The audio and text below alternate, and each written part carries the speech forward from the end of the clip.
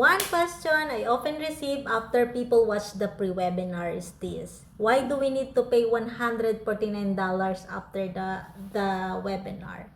So it's a fair question actually. So let me explain it simply.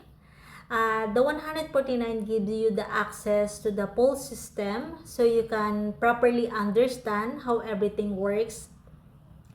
Inside that access, you'll see the full 2 hours business presentation, a detailed explanation of the entire model, the step-by-step training platform.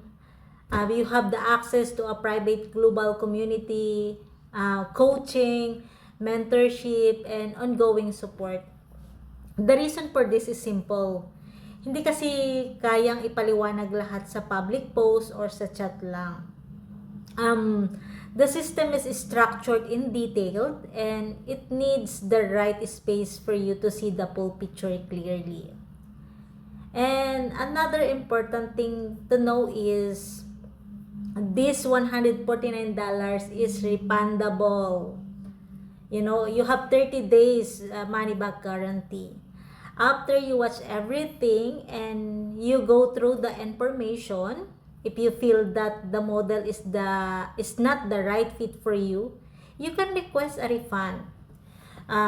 So the goal is not pressure, the goal is understanding.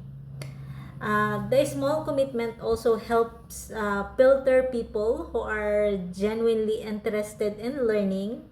Hindi lang yung curious for a moment, but people who are open to exploring something new and, willing to understand the process before making a decision. So, in other words, the $149 is not about buying blindly. It simply gives you proper access to the full explanation, the system, and the support. You can evaluate the opportunity with the right information. So, if you are curious and want to know how the process works, feel free to send me a message and I can guide you on where to start. Okay? Just send me a message. No force, no obligation. Bye for now.